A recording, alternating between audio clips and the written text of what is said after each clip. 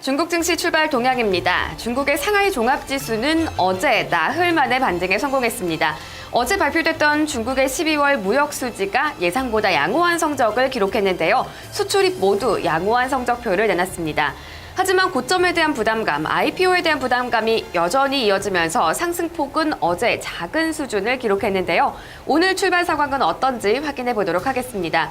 오늘 장에서는 중국 본토 증시와 홍콩 증시 장 초반에 아직까지 뚜렷한 방향성을 잡지 못하고 있는데요. 먼저 홍콩의 항생지수부터 확인합니다.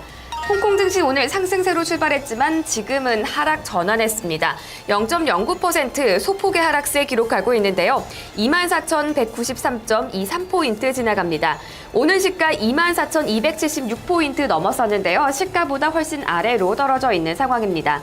종목들을 보면은요, 현재 중국 신화가 2.4% 강세를 보이고 있고요. 링크리치 역시 2% 넘게 오르고 있습니다. 그리고 카지노주인 갤럭시 엔터테인먼트와 센트차이나가 1에서 2% 정도 상승세를 기록하고 있습니다. 이어서 홍콩 H지수로 넘어가 보겠습니다. 홍콩과 또 중국 본토에 동시 상장된 종목들로 구성되어 있는 지수인데요. 현재 소폭의 상승세만을 유지하고 있습니다. 오늘 시장은 12,129.91포인트에서 출발을 했는데요. 현재 가격은 이보다 낮은 12,066.71포인트를 지나가고 있습니다. 종목들을 보면은요, 환흥국제전력이 3.8% 강세를 기록하고 있고요. 이 차이나 롱유안이 2.5% 정도 상승세 기록하고 있습니다. 이어서 중국 본토 증시, 상하이 증시로 넘어가 보겠습니다.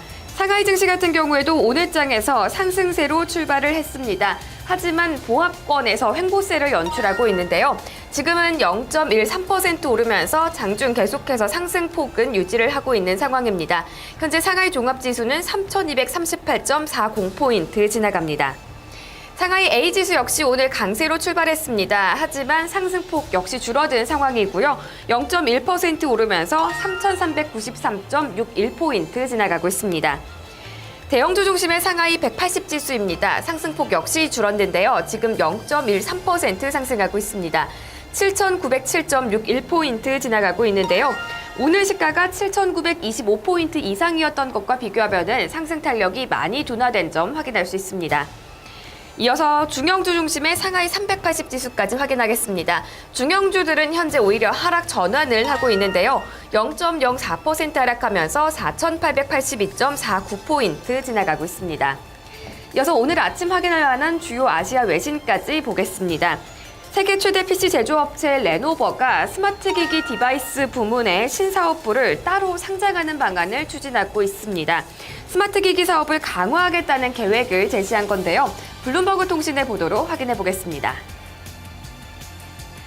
양유한칭 레노버 회장은 어제 인터뷰를 통해서 가칭 션치라고 부르는 스마트기기 사업부의 상장을 검토하고 있다고 밝혔는데요. 션치가 스마트폰 혹은 스마트홈 관련 제품을 판매하기 시작한다면 기업 가치는 약 20억 달러가 될 걸로 전망했습니다. 양 회장은 신사업을 집중 육성하기 위한 새로운 방법을 시도하려고 한다면서 새로 상장하게 될 회사는 레노버뿐만 아니라 자본시장의 지원을 받게 될 거라고 설명했습니다. 션치는 인터넷을 기반으로 소비자와 직접 접촉하는 형식의 사업 모델을 꾸릴 전망인데요. 경쟁사인 샤오미와 비슷한 모델입니다. 현재 레노버의 조직으로는 인터넷 기반 마케팅에 집중하기 힘들다는 판단에 독자적인 IPO를 추진하게 된 걸로 보입니다. 또 스마트폰은 션치에서 판매하는 상품 중 하나에 불과하다라고 이야기하기도 했는데요. 다양한 사물 인터넷 관련 기기를 판매할 걸로 전망되고 있습니다. 리서치 업체 IDC에 따르면 중국의 사물 인터넷 시장은 지난 2013년 1조 9천억 달러에서 오는 2020년에는 7조 1천억 달러로 커질 걸로 전망되는데요. 이 시장을 선점하겠다는 의지로 풀이되고 있습니다. 네, 다음 소식 이어서 확인하겠습니다. 중국 정부가 친환경 차량 육성을 위해서 다시 한번 팔을 걷어붙였는데요. 전기차가 아닌 일반 차량에 대한 보조금을 삭감하겠다는 계획입니다. 이 소식 역시 블룸버그 통신의 보도로 확인해 보겠습니다. 중국 재무부는 신재생 에너지 차량 개발 및 판매를 촉진시키기 위해서 전통적인 차량에 대한 보조금을 삭감한다는 계획입니다. 이와 함께 대중교통인 버스에 대한 연료 보조금을 늘릴 계획인 걸로 알려졌는데요.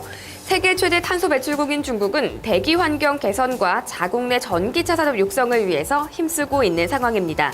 하지만 아직까지 중국인들은 안전성 문제와 충전 문제로 전기차 전환을 꺼리고 있는데요. 이에 따라 중국 정부는 보조금 등 가격적인 요인 이외에도 전기차 충전소 건설에도 박차를 가한다는 계획입니다. 중국 내 대표적인 전기차 기업으로는 BYD가 있는데요. 세계 최대 리튬이온 배터리 제조업체로 전기차와 수소차, 전기버스 등을 생산하고 있습니다.